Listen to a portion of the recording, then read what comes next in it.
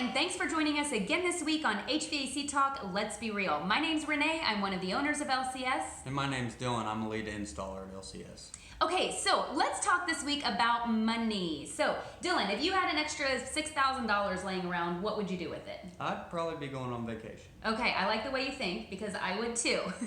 So, notice that neither one of us said, oh my gosh, we're just dying to go out and buy a new furnace and air conditioner for our house, right? Right. Right. So, even though nobody wants to spend their cash on that, sometimes it's inevitable and we have to. Now, there are times when somebody will call us and say, hey, I've purchased a furnace and air conditioner, or I have a furnace and air conditioner from a friend, can you guys install it? Now, sometimes our answer is going to be no, and sometimes we'll give a quote to do so, but the quote tends to be a lot higher than what they thought it would be because they have the furnace and air conditioner. So we're going to talk a little bit about what's involved in an install. So if you have a quote for $6,000, say, the furnace and air conditioner is this much, but this much of it is labor and other materials and warranty and everything else, right? So Dylan, talk to me a little bit about when you're doing an install of a new furnace and air conditioner, what else do you need on the job besides the equipment itself? Well, equipment's a big part of it, but you have to have a lot of other things to make that equipment run properly. You're going to need electrical fittings, gas fittings, a pad for your AC, drain stuff, copper. There's a whole list of materials that you need. Custom metal ductwork to go to your existing plenum. So there's a lot of different things you're going to need. Okay, and a lot of times that material can add up to be just as much as the equipment itself. Right?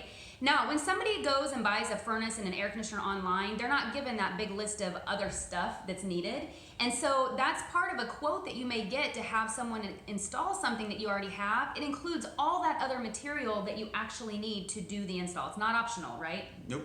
Okay. So when we talk about warranty a little bit as well, the warranty is definitely not the same when you're purchasing through a company and when you're purchasing on your own. So tell me a little bit about the warranty with a company.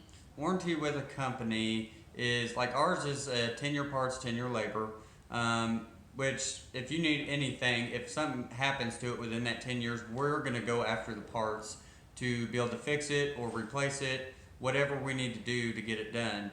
When you go through online, you're not going to get those warranties because they don't know that a professional is going to put the equipment in. So they're not going to stand behind you for it. Yeah, very good point. And that completely makes sense. It's the same way with us. If we install something that was not purchased by our company, we're not going to provide any kind of a warranty with it because we don't know where it came from. We don't know if it works, if it was used in the first place. And a lot of times we're just going to say no to that, and a lot of companies do.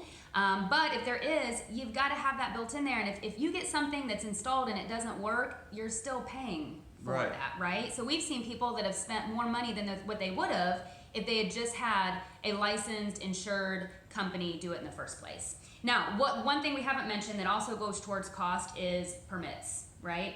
Are permits required for everybody? Not everybody. Certain counties, you have to have a permit for a licensed technician to do the work. Okay, and that's really just to protect you, to make sure that it's done as it should be. Exactly. But those are costs that go in there. And then, of course, there's labor cost in there. So technicians are trained, they're experts, they're knowledgeable, they have spent a lot of money on tools. Don't even want to talk about how much money you spent on tools, right?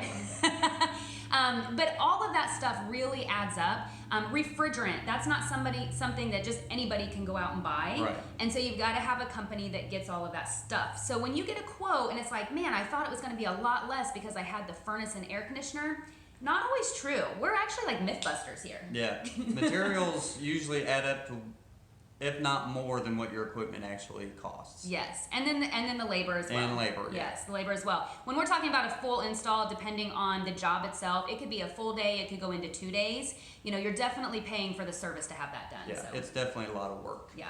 So before you think about that, we also want to make sure that you have the right sized equipment. You don't always know that if you're off doing it on your own. There are definitely other ways to save money. Getting your own equipment is not always the answer. And so just wanted to provide some education as to why that quote might be a little bit higher than what you think it is if you're getting the furnace and air conditioner on your own. Any questions, feel free to call us. You know how to reach us. We're happy to answer those for you. In the meantime, have a great week, and we'll see you next week on HVAC Talk, Let's Be Real.